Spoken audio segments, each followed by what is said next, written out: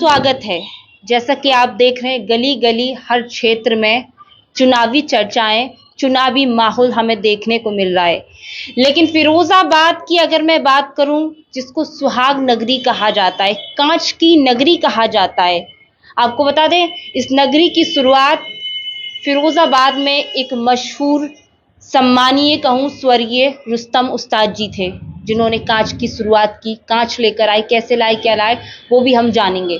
लेकिन आज हम बात करेंगे, आज हमारे साथ पेशे से कहें बहुत पढ़ा लिखा वर्ग, बहुत बुद्धिजीवी वर्ग बैठा हुआ है। हमारे साथ वरिष्ठ अधिवक्ता तमाम बैठे हैं यहाँ पर। ये वो लोग हैं कानून का बहुत अच्छे से ज्ञान रखते हैं। कहीं ना कहीं कानून की बात करूं, न्याय की बात करूं, न्यायपालिका की बात करूं, तो 4 स्तंभ में उसमें एक सबसे मजबूत स्तंभ माना जाता है। तो आज हमारे साथ मौजूद हैं वरिष्ठ अधिवक्ता एडवोकेट धर्म सिंह यादव जी। उसके बाद तमाम और बारी बारी से सबका मैं परिचय कराऊंगी। उससे पहले आपसे कहूंगी कि आज शहर का मेयर कैसा हो, इस पर हम चर्चा करेंगे, इनकी राय जानेंगे, क्या क्या उसके अंदर खूबी हो, किस तरह का होना चाहिए, और शहर का विकास कौन करा सकता है, कौन वो चेहरा है। तो आप लोग ज्यादा से ज्यादा जुड़िएगा और ज्यादा से ज्यादा शेयर कीजिए। आप लोग भी लाइव के माध्यम से अपनी प्रतिक्रिया हमें जरूर दीजिए। सबसे पहले सर आपसे शुरुआत करते हैं। शहर फिरोजाबाद दूसरी बार अब मेयर चुनने का मौका मिल रहा है हम सबको, क्या कहना चाहेंगे, शहर का मेयर कैसा होना चाहिए? इस फिरोजाबाद को शहर का मेयर बनने के लिए योग्यतम हो, साहसी हो और स्ट्रॉन्ग विल पावर हो, वो कठपुतली ना हो, एक रबर स्टाम्प बनने वाला ना हो। ये सबसे पहला मुद्दा है। जब तक पढ़ा लिखा और बोलने वाला, विवेक से काम लेने वाला नहीं होगा, तब तक नहीं होगा। दुर्भाग्य की बात है कि ऐसे लोगों को लोग राजनीतिक नेता आगे आने नहीं देते, उन्हें पीछे करने की कोशिश करते, रबर स्टाम्प बना के लाते हैं, खुद का अपना हित देखते हैं, शहर का नहीं देखते। ये स्मार्ट सिटी के लिए जो घोषणा की गई थी, आज उस दिशा में कतई कोई काम नहीं हो रहा है।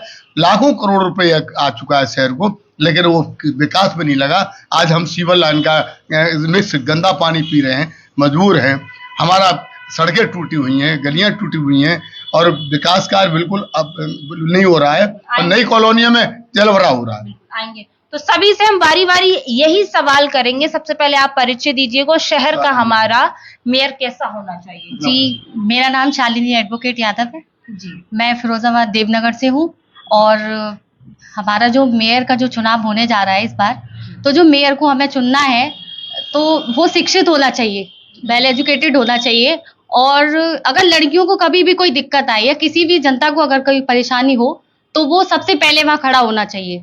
और शहर में इतनी गंदगी है और पानी की जो अव्यवस्था है, हर गली गली में पानी के लिए लोग भटकते हैं, खाली बर्तन लेके जाते हैं।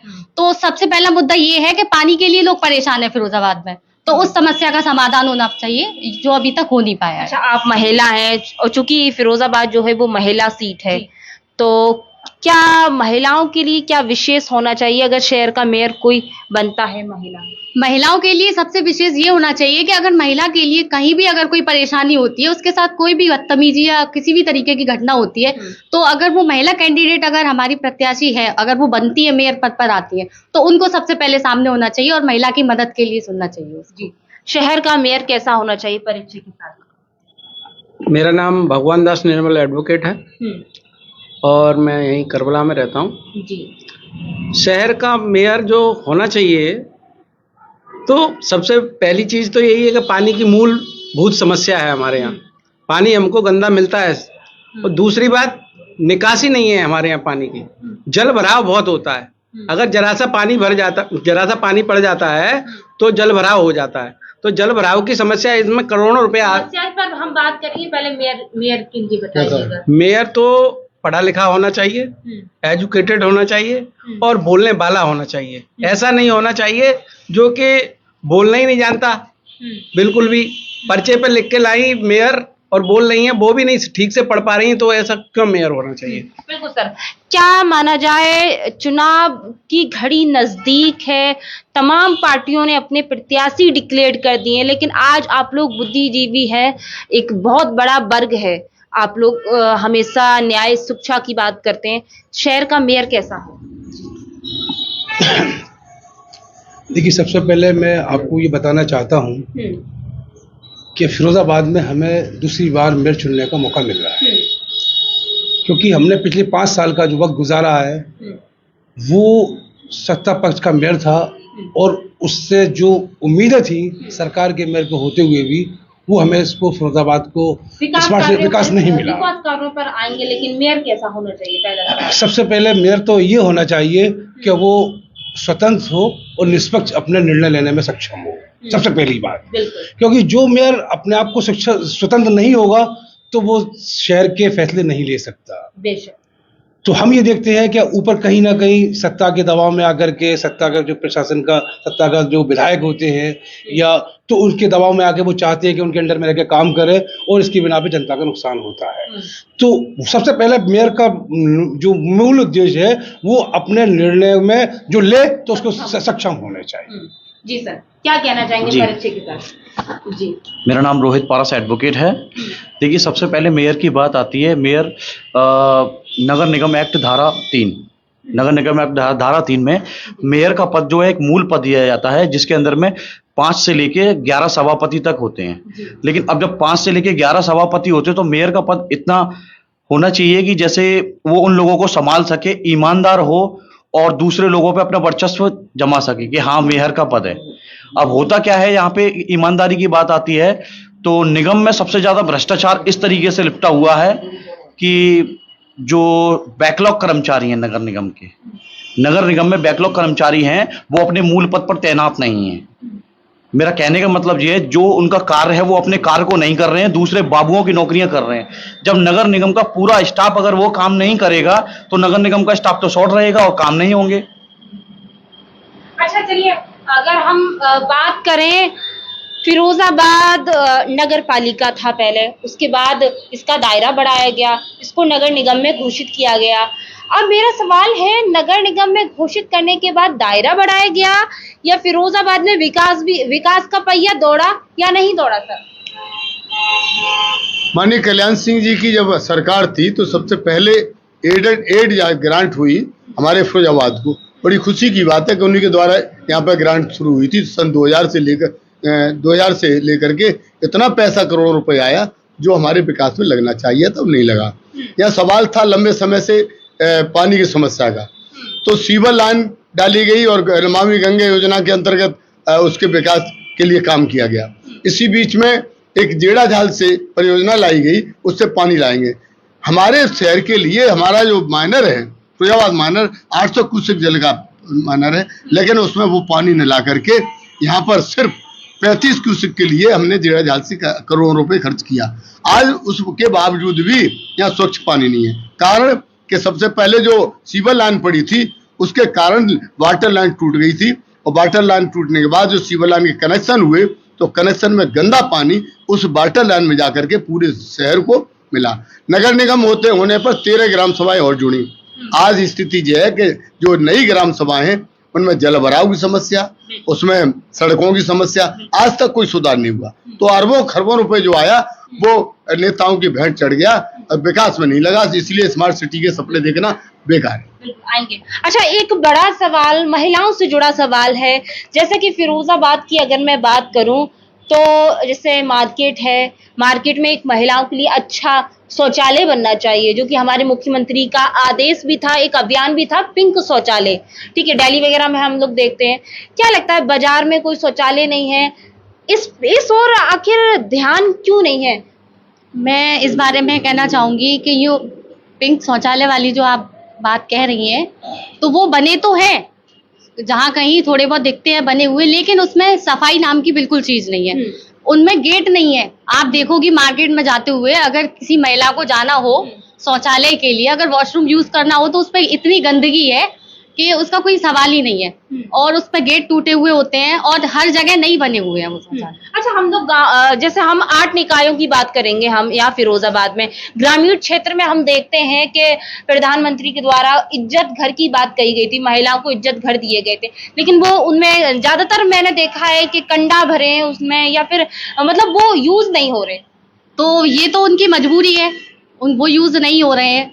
क्योंकि जिन लोगों को उसकी आवश्यकता है उनमें पूरी तरीके से काम हुआ ही नहीं है, किसी में गेट नहीं लगे हुए हैं। सिर्फ ऐसे ही ढांचा बना के तैयार कर दिया गया, पूरे प्रॉपर तरीके से तैयार नहीं हुए हैं वो, और उसमें पानी की भी दिक्कत है। चलिए, अगर हम पेयजल की बात करें, शहर फिरोजाबाद में हर तरफ से एक तस्वीर आती है और वो तस्वीर होती है पेयजल की। लोग बाल्टी डब्बा लेकर ठेली पर जा रहे हैं और पानी की बात कर रहे हैं, टैंकर पहुंच रहे हैं। आखिर पेयजल जो है क्यों नहीं मिल पा रहा लोगों को, पानी जैसी चीज? ऐसा है ना, प्रॉपर पानी पर काम ही नहीं हो पा रहा है। जो भी हमारा मेयर बना पिछली बार तो करोड़ों रुपया आया इसके लिए भी, पानी के लिए, लेकिन वो ठीक से लग नहीं पाया, ना विकास हुआ, इसलिए पानी नहीं पहुंच रहा है। 1 घंटे पानी बड़ी मुश्किल से, भ्रष्टाचार की वजह से ये सारी चीजें सामने आ रही हैं।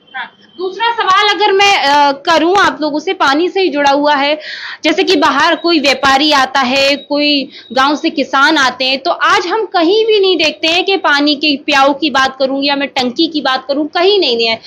जबकि जिम्मेदारी है कि जगह जगह प्याऊ हुआ, टंकियां लगी होनी चाहिए, जिससे लोग आज भी खरीद कर पानी पी रहे हैं। जी सर। जनप्रतिनिधि भी हैं इसके लिए जिम्मेदार, सांसद भी हैं, विधायक भी हैं, एमएलसी भी हैं, राज्यसभा सदस्य, इसके साथ साथ मेयर भी हैं, नगर आयुक्त भी हैं। लेकिन कहीं भी पेयजल की व्यवस्था पूरे शहर के अंदर, नगर के अंदर और किसी अन्य नगर पालिका नगरीय क्षेत्र में नहीं है किसी तरह की। इसीलिए लोग परेशान होते हैं और महंगा पानी खरीद के पीते हैं, लेकिन पानी की कोई किसी तरह का समाधान नहीं हुआ है। जिम्मेदारी किसकी थी है? मैं बताया कि नगर सारे जनप्रतिनिधि, नगरीय क्षेत्र में भी जनप्रतिनिधि हैं और निकाय क्षेत्र के भी अधिकारी हैं, और मेयर और नगर पालिका चेयरमैन, अध्यक्ष, और इसके साथ साथ सांसद, विधायक, विधान परिषद और राज्यसभा सदस्य भी जिम्मेदार हैं। क्या माना जाए सर, जिस सरकार लोगों को पानी नहीं पिला पा रही? ये बड़े शर्म की बात है कि बड़ी बड़ी डींक मारते हैं लोग, लेकिन पेयजल समस्या का समाधान नहीं कर पा रहे। इससे बेहतर है कि ये जनप्रतिनिधि अपने आप को ये कहें कि हम इस करने में, समस्या समाधान में बेकार हैं, तो इस्तीफा दे दें। आप क्यों नहीं कर पा रहे हैं? आपकी जिम्मेदारी, आप नैतिकता की, आपको पैसा मिलता है समाधान के लिए, लेकिन आप कहाँ लगा रहे हैं, पता नहीं चल रहा है। अगर हम बात करें विकास की, जैसे कि अगर मौजूदा सरकार ने बहुत ज्यादा ढोल बजाए, मैं यूं कहूं, या फिर चूंकि मैं इसलिए कह रही हूं, मैं उन क्षेत्रों में गई, मलिन बस्तियों में गई जहां विकास की गंगा नहीं बही, सबका साथ सबका विकास का पहिया वहां नहीं पहुंचा, आखिर क्यों? देखिए, आपकी बात निश्चित तौर पर बिल्कुल सही है, क्योंकि सरकार ने जो वादा किया था कि सबका साथ सबका विकास, तो यहाँ पर ये बात तो बिल्कुल फैक्ट है कि जो मलिन बस्ती है या कुछ खास मुस्लिम बहुल इलाका है, वहाँ तो कहीं भी कोई विकास का कार्य नहीं हुआ। हम यहाँ पर देखते हैं स्वास्थ्य के नाम से, गंदगी के नाम से, जो सीवर लाइन में पहले भी जिक्र आ चुका, क्योंकि यहाँ पर ड्रेनेज सिस्टम बिल्कुल ऐसा नहीं है कि जो एक लाइन से पानी चला जाए और दूसरी तरफ रास्ता निकल जाए। तो और दूसरा, यहाँ स्वास्थ्य के ताल्लुक से, जो स्वास्थ्य है, हमारे यहाँ एक हॉस्पिटल है, डिस्ट्रिक्ट हॉस्पिटल, यहाँ पर कोई कैजुअलिटीज आती है, आ रहा हूँ, डिस्ट्रिक्ट हॉस्पिटल है, डिस्ट्रिक्ट हॉस्पिटल में अब हमारा एक मेडिकल कॉलेज भी यहाँ बन गया है, बहुत सारी फैसिलिटीज़ भी यहाँ आ रही हैं, लेकिन कोई भी पेशेंट हमारे यहाँ आता है तो उसको फ़ौरन रेफ़र आगरा के लिए कर दिया जाता है। तो जब आगरा के लिए रेफ़र करना ही था तो हमें इतना बड़ा मेडिकल कॉलेज, इतने बड़े नाम करने की ज़रूरत थी। अब सबका साथ विकास के लिए फिरोजाबाद के अंदर एक बहुत बड़ी आबादी है मुस्लिम बहुल क्षेत्र में। वहाँ पर मैं हाजीपुरे में रहता हूँ, वहाँ कच्ची गली बनी हुई है। मौजूदा नहीं, डर क्यों लगेगा? मौजूदा वक्त में कच्ची गली बनी हुई है। मेयर साहिबा से कई मरतबा लिखित में पोर्टल पे भी शिकायत की गई और डीएम साहब के यहाँ किया गया, लेकिन उस पर कोई निस्तारण नहीं किया। जहाँ ड्रेनेज सिस्टम क्या कारण मानते हैं? वो आप समझ सकते हैं, सबका साथ सबका विकास, कहाँ विकास हो रहा है? हो सकता है मेयर साहब को डर लगा हो, इसलिए वहां तक नहीं पहुंच पाए। नहीं, ऐसा नहीं हो सकता है। कोई शासन प्रशासन, ये नगर आयुक्त की कमी भी हो सकती है पूरी तरह से। फिरोजाबाद को स्मार्ट सिटी कहा जाता है, खिताब मिल गया है। सच बताइए, आप लोग तो हर जगह घूमते हैं, बड़े बड़े केस लड़ते हैं, तो क्या माना जाए, स्मार्ट सिटी है फिरोजाबाद? देखिए, फिरोजाबाद स्मार्ट सिटी नहीं है। मैं तो ये कहता हूँ कि फिरोजाबाद को जो नगर निगम का दर्जा दिया गया है, वो नगर निगम का दर्जा भी नहीं दिया जाना चाहिए, क्योंकि आज भी वही नगर पालिका है। जिस तरीके से यहाँ पे सिर्फ नगर निगम के नाम पे सिर्फ टैक्स की वसूली हुई है और कोई कार्य नहीं हुआ है। जिस तरीके से यहाँ पे निगम के जो क्षेत्र है, कार्य क्षेत्र है, मान के चलिए वाटर सप्लाई देख लीजिए, जब बरसात के समय में देखिए कि पूरा पूरा रोड जाम हो जाते हैं, पानी की निकासी सही नहीं है, पीने के लिए आप पानी निकाल पियोगे, वही जो गंदा पानी निकल के जा रहा है वही वहां से कनेक्टिविटी है, क्योंकि नगर तो गंगा जल कहाँ जाता है? भागीरथी बनकर लेकर आई। नहीं, देखिए, गंगा जल का मैं नाम लेकर यहाँ पे उस गंदे जल को, गंगा जल का नाम अपवित्र नहीं करूंगा। बात यह है कि ये नगर निगम के जो कर्मचारी हैं वो सब घूसखोरी है। कोई भी आपने अपना जाके अपने दरवाजे के सामने बिना इजाजत के, बिना परमिशन के कनेक्शन तोड़ के कनेक्शन खोल लेता है। वहां से पानी नहीं आया, उसने दूसरी जगह खोल लिया, उस कनेक्शन को खुला छोड़ दिया, उस कनेक्शन की वजह से उसमें गंदा पानी जाता है। और जब कोई जांच नहीं होती है, कोई उसकी शिकायत नहीं होती है, तो इस वजह से वो पानी सारा गंदा, उसमें बाकी सारा पानी अप्लाई, उससे लाइन पूरी एक ही है फिरोजाबाद की, तो एक जगह का अगर कोई गलती होती है तो पानी सभी लोग गंदा पिएंगे। सीवर की अगर बात करूं, करोड़ों रुपया सीवर के नाम पर खर्च हुआ, क्या माना जाए? देखिए, सीवर के नाम पे मेरी जहां तक जानकारी है 35 करोड़ रुपया आया था, लेकिन मुझे नहीं लगता कि सीवर लाइन अभी चालू आने वाले समय में भी हो पाएगी, क्योंकि जो शहर की व्यवस्थाएं इस तरीके से इन्होंने निकाल दी है। आज भी आप जो देखोगे एमजी रोड पे जो नाला बनाया जा रहा है, उसमें मैंने ये देखा है, जो जितना धनाढ्य सेठ है, जितना बड़ा शोरूम उसके शोरूम के रोड के क्रॉस कर बना दिया गया, बाकी का कोई गरीब आदमी उसका ज्यादा तोड़ दिया गया, किसी का कम तोड़ दिया गया। तो वहां पे भी चेहरा देख के काम हो रहा है। जहां चेहरा देख के काम होगा वहां कोई भी कार्य निष्पष्ट तरीके से नहीं हो पाएगा। आइए, आपके पास भी आएंगे।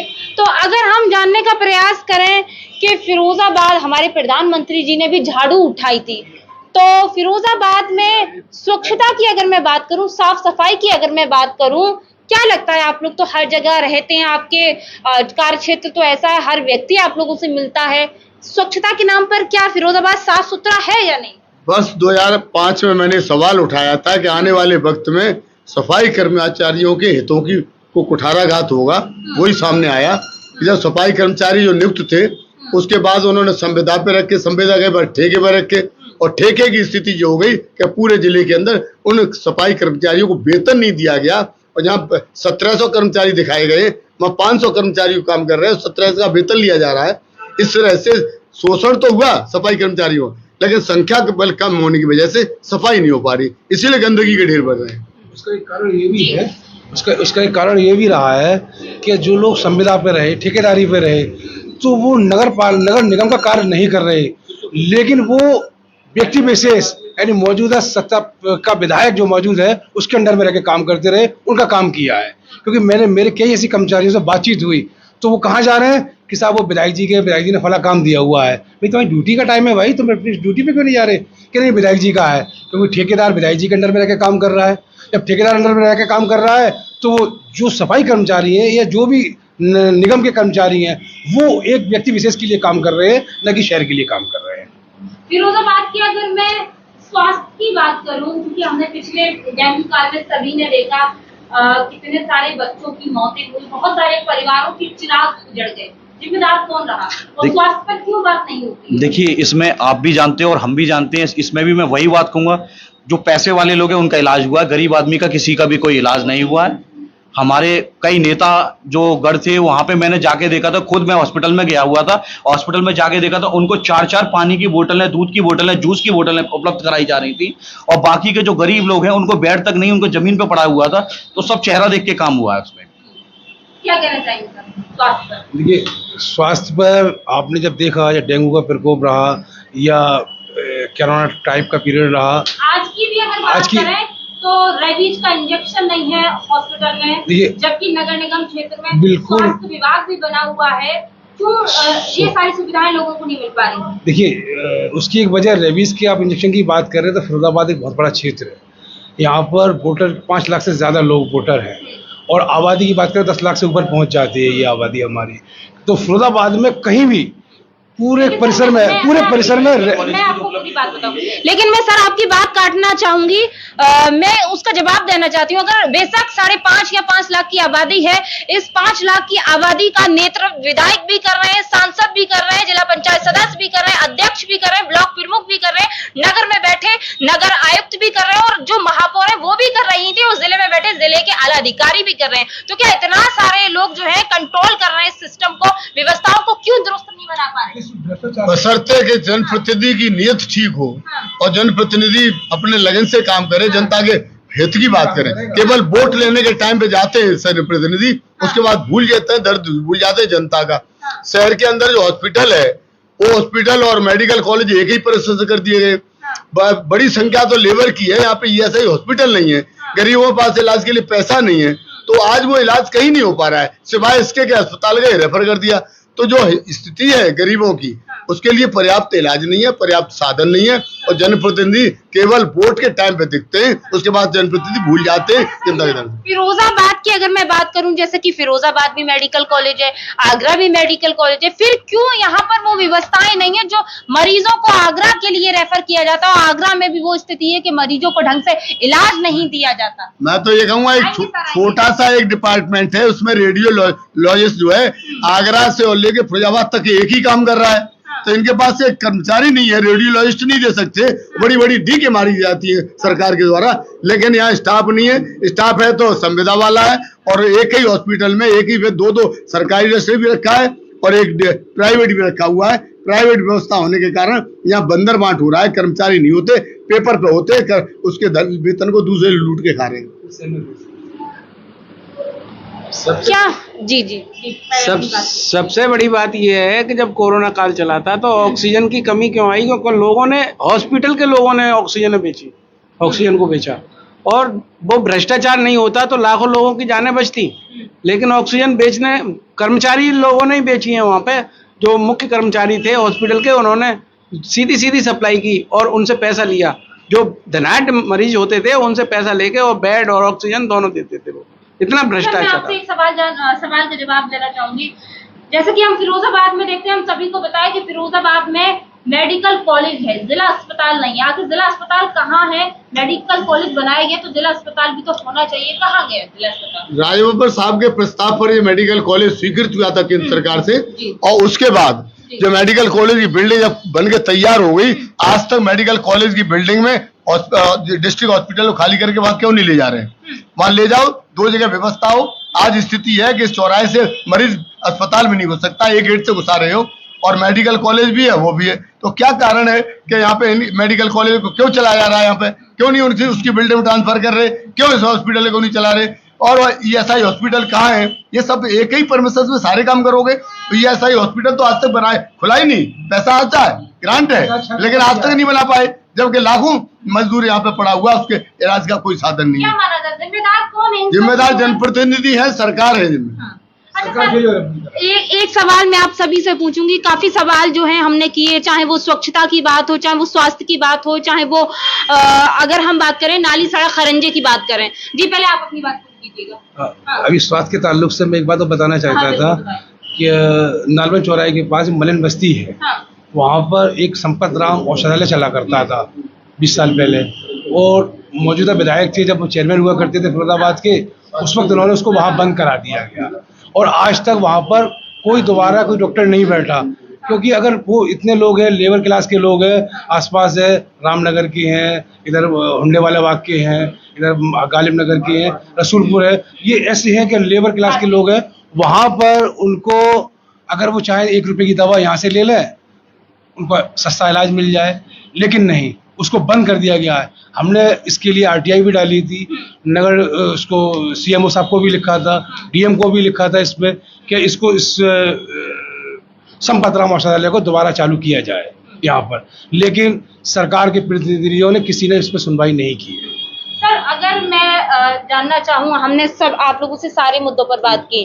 जी इस डिस्ट्रिक्ट को चाहिए 169 डॉक्टर्स, और वर्तमान में अवेलेबल है 69 डॉक्टर्स। 100 डॉक्टर्स की कमी है। तमाम हॉस्पिटल और स्वास्थ्य केंद्र, प्राथमिक स्वास्थ्य केंद्र खुले हुए, लेकिन जब से बिल्डिंग बनी है बहुत से स्कूल, वहाँ तो एक डॉक्टर और कंपाउंडर तक नहीं किए गए। यहाँ पे तो सरकार पता नहीं क्या कर रही है। हॉस्पिटल के लिए आप स्टाफ नहीं दे पा रहे हो, आप डॉक्टर्स भी पूरे नहीं दे पा रहे हो, तो स्वास्थ्य सेवाएं खराब रहेंगी। और इसके साथ साथ ग्रामीण क्षेत्र में आप पेयजल नहीं दे पा रहे, क्योंकि वहाँ खारी पानी हो गया, कुबड़े होने लगे लोग। लेकिन सरकार का इस ओर कोई ध्यान नहीं है। सिर्फ वोट की राजनीति, नफरत की राजनीति करने से काम नहीं चलेगा, लोगों तक पहुंचना होगा। सर देखिए, हमने तमाम मुद्दों पर बात की, शहर की बात कर रहे हैं, क्योंकि शहर की सरकार है, खुद की सरकार बनने, इससे किसी की सरकार नहीं बनेगी, ना सपा भाजपा बसपा कांग्रेस नहीं बनेगी। तो हम जिस शहर में रहते हैं, जिस शहर से निवास करते हैं, वहां पर क्या सुविधाएं होनी चाहिए। हमने आपसे सभी से स्वच्छता पर बात की, हमने स्वास्थ्य पर बात की, हमने सड़क नाली खरंजे पर बात की। अब हम शिक्षा पर बात करते हैं, क्योंकि फिरोजाबाद मलिन बस्तियों में आज भी हम देखते हैं परिवार ऐसे हैं जो चूड़ी का काम करते हैं, जहां लोगों के पास इतना अफोर्ड नहीं कर पा रहे हैं कि वो अपने बच्चों को एक अच्छे स्कूल में पढ़ा सके। वहां पर स्कूल नहीं है, जबकि नगर निगम की ये जिम्मेदारी शहरी क्षेत्र में रहने वाले लोग जो हैं वो शिक्षा लें। क्यों शिक्षा विभाग नगर निगम में बनाया गया है? आखिर क्यों शिक्षा जो है मलिन क्षेत्र में रहने वाले श्रमिक बच्चे हैं वो क्यों नहीं ले पा रहे शिक्षा? कोई कोरोना काल से कोई इतनी फीस बढ़ा रखी है इन लोगों ने, जो प्राइवेट कॉलेज हैं उनमें इतनी फीस बढ़ा रखी है, कोई भी दे नहीं पा रहा है। दूसरी बात ये है कि नगर निगम से कोई भी कॉलेज आज तक खुला ही नहीं है, जबकि मलिन बस्तियों में एक स्कूल, श्रमिक स्कूल होना चाहिए। जहां जहां मलिन बस्ती हैं, श्रमिक रहते हैं, वहां एक एक स्कूल तो होना ही चाहिए, लेकिन आज तक नगर निगम का कोई इसकी तरफ ध्यान नहीं दिया गया। क्या माना जाए सर, क्या कारण रहा है कि आज 5 साल बीत जाने के बाद, नगर निगम बनने के बाद, हम लोग शिक्षा पर बात नहीं कर रहे हैं, हम लोग सड़क नाली खरंजे पर हमेशा बात कर रहे हैं, शिक्षा पर क्यों? क्या बच्चे वोटर्स नहीं है इसीलिए सरकार या इसीलिए जिम्मेदार बात नहीं करना चाहते हैं? देखिए, बात ये नहीं है, बात ये है कि जो गरीब आदमी है वो सरकार के द्वारा से उपलब्ध स्कूलों में पढ़ाएगा, लेकिन यहाँ पे कोई फिरोजाबाद में मैं नहीं समझता कोई शहरी क्षेत्र में कि कोई भी सरकार की तरफ से कोई स्कूल बनाए गए हैं, कोई स्कूल नहीं है। अब बात आती है प्राइवेट स्कूलों की, तो प्राइवेट स्कूलों का तो आपको मालूम है, एक मिडिल क्लास आदमी भी अपने, अगर उसके पास 2 बच्चे भी, वो नहीं पढ़ा पा रहा है। इस तरीके से फीस बढ़ाई हुई है उन्होंने, फीस के ऊपर लूट, किताबों पे लूट और यूनिफॉर्म पे लूट। किताबों की अगर बात करूं, सरकारी स्कूल और प्राइवेट स्कूलों का जो सिलेबस है, जो किताबें हैं, वो क्यों सेम नहीं हो सकते? बिल्कुल सेम हो सकते हैं, बिल्कुल सेम, लेकिन जो प्राइवेट स्कूल के संचालक हैं वो इस तरीके से लूट करते हैं। उन्होंने अपने स्कूलों में एक स्टेटस इस तरीके से बनाया हुआ है कि प्राइवेट स्कूलों की बुक्स, एक स्टेटस बनाया हुआ है कि प्राइवेट स्कूलों की बुक हमारे यहाँ से ही खरीदेंगे। एक तरीके से ये गुंडई हो जाती है, उन्हीं के यहाँ से बुक खरीदिए, उन्हीं के घर के लोगों ने किताब स्टोर खोल रखे हैं, आप वहीं से खरीदिए। 12-12 हजार रुपए के, 7-7 हजार रुपए के प्राइमरी के बुक्स आ रही हैं, फिर बैग्स। और आप लोग उम्मीद करते हैं कि जिले में, नगर निगम क्षेत्र में अगर कोई महापौर बनकर आए तो वो ये सारा ढांचा, जो व्यवस्थाएं अव्यवस्थित है, उसको बदले, उम्मीद करते हैं आप? देखिए, अब तक तो किसी मेयर ने यहाँ तक इस जगह पहुंची नहीं है, लेकिन आने वाला समय है, उम्मीद जरूर है, क्योंकि कुछ कैंडिडेट्स हमारे अच्छे पढ़े लिखे हैं, तो वो इस विचारधारा पे जरूर जाएंगे और मुझे उम्मीद है। एक सवाल सभी से पूछेंगे और मेरा वो आखिरी सवाल रहेगा, आपको बता दूं, हमेशा चुनाव आते हैं, फिरोजाबाद गंगा जमनी तहजीब का एक शहर माना जाता है, कहा जाता है। यहाँ पर हिंदू भी उतनी सादगी से ईद मनाता है जितनी सादगी से मुसलमान दीपावली मनाता है। इस शहर को, इस अमन चैन कायम रहने वाले शहर को, इस गंगा जमनी तहजीब वाले शहर को क्यों नफरत में जोड़ा जाता है? महज एक चुनाव, एक राजनीति, एक कुर्सी जीतने के लिए सर। ये सच है कि नफरत की फसल बोई जाती है और वोट लिया जाता है, जबकि हमारे शहर की ये गंगा जमनी तहजीब रही है कि कोई भी यहाँ का काम दोनों हाथों से होगा, हिंदू भी होगा उसमें शामिल और मुस्लिम भी होगा। चूड़ी का कारोबार ऐसा है कि एक दूसरे के सहयोग से बनता है, इसमें मुस्लिम हिंदू करके चले तो कारोबार समाप्त हो जाएगा। लेकिन यहाँ के नफरत की फसल काटने वाले लोग यहाँ पे सिर्फ लोगों को बांटते हैं, लेकिन उनके घरों में भी हिंदू मुस्लिम दोनों में लेंगे।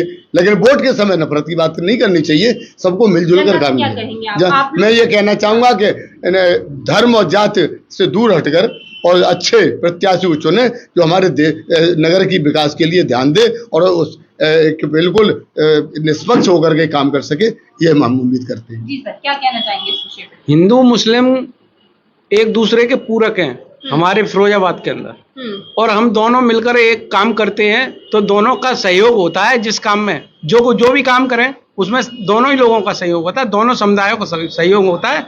लेकिन जब वोट के नाम पर इलेक्शन जब आता है तो कुछ लोग, चंद पार्टी के लोग नफरत फैलाकर और अपना वोट हासिल करके कुर्सी हथियाने का काम करते हैं। तो मेरा अब कहने का मतलब यह है कि हिंदू मुस्लिम नफरत फैलाने की राजनीति से ऊपर उठकर हमें मेयर को चुनना है और वो मेयर हमारे काम आए, शहर का विकास करे और विकास करने के साथ साथ जनता का भी विकास करे। जी सर, इस सवाल पर क्या कहना चाहेंगे? देखिए, इस सवाल पर मैं आपको एक बात, पुरानी बात बताना चाहता हूँ। विजय किरण आनंद जी यहाँ डीएम थे, तो उस वक्त उन्होंने थाना उत्तर में एक मीटिंग ली थी शांति एकता की, अमन संग। तो उसमें मैंने अपनी एक बात रखी थी, जैसे बाबूजी ने बताया अभी, कि ये शहर एक स्वांग नगरी है। ये यहाँ पर हिंदू मुस्लिम का कोई कॉन्सेप्ट नहीं है, क्योंकि यहाँ अधिकारी आज है कल चले जाएंगे, हमें यहाँ रहना है। हमारे लोग यहाँ एक दूसरे के पूरक हैं, यहाँ काम नहीं कर सकते। चाहे कोई किसी भी फील्ड में आप जाइएगा, चूड़ी के ताल्लुक से कोई एक आदमी काम नहीं कर सकता, लेकिन यहाँ पर वो चीज़ देखने को मिलती है। अब इसके बाद ये चीज़ आती है सामने, क्या अभी हमने देखा कि जब मीटिंगें जब होती हैं तो चंद लोगों को बुला लिया जाता है इस टाइप की मीटिंग करने के लिए, लेकिन नतीजे सिफर निकलते हैं, क्योंकि प्रशासन के पास तक उनकी बात नहीं पहुंच पाती है। क्योंकि जो हक बोलने वाली बात है, सच बोलने वाले वो लोग हैं, वो सच आईना दिखाएंगे, और प्रशासन ऐसे व्यक्ति को नहीं बुलाता अपनी मीटिंग में। जो हिंदू मुस्लिम एकता की मीटिंग होती है उसमें ऐसे लोगों को नहीं बुलाया जाता जो उनको आईना दिखाया जा सके। मैंने देखा है यहाँ पर। आप क्या अपील करेंगे निगम चुनाव के लिए तो मैं यही कहना चाहूँगा कि हमें जात बरादरी से हट करके, धर्म की राजनीति से हट करके एक ऐसे व्यक्ति का चुनाव करें जो इस शहर की सरकार को अच्छी तरह सक्षम करके चला सके। देखिए, मैं यहाँ तक समझता हूँ कि जातिवाद और हिंदू मुस्लिम की बात आती है, लेकिन मुझे कुछ इस तरह से उम्मीद है आज के बुजुर्गों से और अपने युवा साथियों से, मुझे पूरी उम्मीद है कि वो चीज़ इस बार नहीं दिखेगी। इस बार एक ईमानदार प्रत्याशी ही आएगा, और जो पढ़ा लिखा भी है और जो हमारे लिए काम भी करेगा, और अच्छा होगा जो भी होगा। और जातिवाद और हिंदू मुस्लिम वाली बात यहाँ नहीं दिखेगी। और मैं सभी अपने युवा साथियों से अपील भी करता हूँ कि एक अच्छा मेयर चुने। तो आप सभी ने अपनी अपनी बात कही, वहीं आपसे भी हम लोग बात कर लें। काफी देर तक सब हमारे युवा साथी जो हैं, बूढ़े बुजुर्ग बातचीत कर रहे थे। एक पहला सवाल, जब महिलाएं राजनीति में आती हैं तो महिलाओं को ये उम्मीद होती है कि हम राजनीति में आ रहे हैं, सारे काम हम स्वयं करें। लेकिन आज भी देखा जाता है कि हमारे भारत की संस्कृति कहें या रिवाज बना दिया है इसको कि महिला के कंधे पर रखकर बंदूक चलाई जैसा कि देखा भी गया पिछली बार, जितनी भी महिलाएं पार्षद रही अपने वार्ड से, वहां महिलाओं ने काम ना करके उनके पतियों ने, यानी कि पार्षद पतियों ने काम किया। आज भी वही स्थिति, जब हम महिलाओं से बात करते हैं वो बोलना नहीं जानती, वो कुछ कहना नहीं जानती, उन्होंने कहाँ विकास किया, उनका क्षेत्र दायरा कितना बड़ा, उनका वार्ड कितना है, गली कितनी है, कहाँ पर कौन सी जगह है, महिलाओं को नहीं पता। क्या कारण माना जाए? ऐसे महिलाओं को उत्थान होगा, ऐसे महिलाएं आगे बढ़ेंगी। और आज भी महिला सीट है फिरोजाबाद, महिलाओं को फिर चुनावी मैदान में उतारा गया है। आप एक महिला हैं, क्या कहना चाहेंगी? इस तरह से महिलाएं आगे बढ़ेंगी? मैं कहना चाहती हूँ कि ये हमारे यहाँ जो फिरोजाबाद में महिला सीट है, तो महिलाओं को कैंडिडेट तो बना दिया जाता है, लेकिन महिलाओं को बिल्कुल नॉलेज नहीं होती है। कुछ कैंडिडेट ऐसी होती है कि हमको समाज के लिए क्या करना है, तो वो काम वो करती नहीं है। उनके जो हस्बैंड होते हैं या उनके फादर, जो भी पुरुष जो रहते हैं, वो अपने वो काम करते हैं अपने तरीके से, और हम महिला के हिसाब से उनको वोट करते हैं। जो भी महिलाएं रहती है कि महिला सीट है, महिला कैंडिडेट है, तो हम उसे उनको वोट देते हैं, अपने मन की बात कर सकते हैं। अगर हम पीड़ित है या कोई किसी समस्या को, तो हम अपनी महिला से बोल सकते हैं। लेकिन उसके बाद में रिजल्ट क्या आता है? उल्टा हो जाता है बिल्कुल, कि महिला तो सामने आती ही नहीं है, ना वो बोलना जानती है, ना उनको कोई नॉलेज होती है कि राजनीति में वो आ तो गई, सीट पे बैठ गई, लेकिन बस नाम के लिए सिर्फ नाम के लिए होती है। और बाकी जब महिला को उसकी सहायता की किसी की जरूरत पड़ती है तो बिल्कुल सामने नहीं आती है और बिल्कुल हेल्पलेस रह जाती है। ऐसे में महिलाओं को कैसे उत्थान होगा? महिला कैसे सशक्तिकरण के और बढ़ेंगी, या फिर महिलाएं अपनी हक की बात कैसे करेंगी? मैं तो महिलाओं से, सभी जो महिलाएं हैं, जो वोटर हैं, मैं उनसे सिर्फ यही कहना चाहती हूँ कि अगर वो वोट दें तो बहुत विवेक सोच विचार कर वोट करें अपना, कि ये शिक्षित होना चाहिए पहले तो, कि शिक्षित अगर कोई कैंडिडेट है उसको दें, और समझ सोच कर दें कि ये महिला जो कैंडिडेट है वो हमारे काम में आगे वाली। हिंदू मुस्लिम हमेशा देखा जाता, आप एक महिला होने के नाते चूल्हा चौका करती हैं, सारी चीजें करती हैं, महिलाओं से क्या कहना चाहेंगी? किस तरह से अपील करेंगी? हिंदू मुस्लिम को देखकर वोट करें? हिंदू मुस्लिम कुछ नहीं होता है, हिंदू मुस्लिम को दोनों को एक साथ देखना पड़ेगा, ना कोई हिंदू अलग है ना मुस्लिम अलग है, सबका खून एक होता है। कोई इसमें अगर किसी को ब्लड की जरूरत पड़ती है तो वो उस टाइम पे ना हिंदू देखते हैं ना मुस्लिम देखते हैं, वो ब्लड हिंदू से और मुस्लिम से कोई भी एक दूसरे से ले लेते हैं। लेकिन ऐसी करवाहट जो है ना समाज में ऐसी फैला रखी है कि हिंदू और मुसलमान एक दूसरे को, कुछ ऐसे लोग हैं समाज में को ऐसी नजर से देखते हैं कि बिल्कुल अलग अलग पार्ट में उनको डिवाइड कर दिया है। लेकिन ऐसा नहीं होना चाहिए। मैं तो महिला हो या पुरुष हो, समाज के सभी लोगों से यही कहना चाहूंगी। जी बिल्कुल, बहुत बहुत शुक्रिया आप तमाम खास मेहमानों के लिए। तो ये आज हमारे जो स्टूडियो में तमाम खास मेहमान मौजूद थे और सब अधिवक्ता थे, वरिष्ठ अधिवक्ता भी थे, महिला अधिवक्ता भी थी। सभी ने अपने मन की बात रखी और सभी ने फिरोजाबाद में मेयर कैसा होना चाहिए, क्या उसके अंदर क्वालिटी होनी चाहिए, क्या वो खूबियां होनी चाहिए, उस शहर में कितना विकास कार्य हुआ है, क्या क्या काम होने चाहिए, शिक्षा, स्वास्थ्य, रोजगार की बात करूं मैं या सड़क नाली खरंजे की बात करूं, तमाम मुद्दों पर हमने चर्चा की। आपने खुद सुना कि शहर में कैसा मेयर हो। इसी तरह की अपडेट और इसी तरह की खबरों को देखने के लिए इसी तरह बने रहें हमारे साथ, देखते रहें आरके टीवी। आप सभी का बहुत बहुत धन्यवाद। शुक्राबाद में मध्यम वर्ग के परिवारों के लिए शिक्षा के नए आयाम खोल रहा होली पब्लिक स्कूल। सरकार द्वारा मान्यता प्राप्त फुल्ली इंग्लिश मीडियम स्कूल। घर से बाहर घर जैसी आवासीय सुविधाएं पाएं, कम खर्च में उच्च गुणवत्ता, कंप्यूटर की पढ़ाई के साथ सांस्कृतिक एक्टिविटी, स्पोर्ट्स एक्टिविटी के साथ हम कराते हैं सैनिक, मिलिट्री, नवोदय एवं विज्ञान ज्ञान जैसी अन्य तैयारियां। हमारा उद्देश्य बच्चे का हो बेहतर भविष्य, कम खर्च में हायर एजुकेशन, दूर दराज के विद्यार्थियों को लाने ले जाने की उचित व्यवस्था। प्रवेश के लिए शीघ्र पधारें। हमारा पता near Krishna resort, Madhoganj, Shukrabad, Firozabad. Mobile number 9456828310। गरीब, असहाय एवं बेटियों के लिए प्रवेश में विशेष छूट।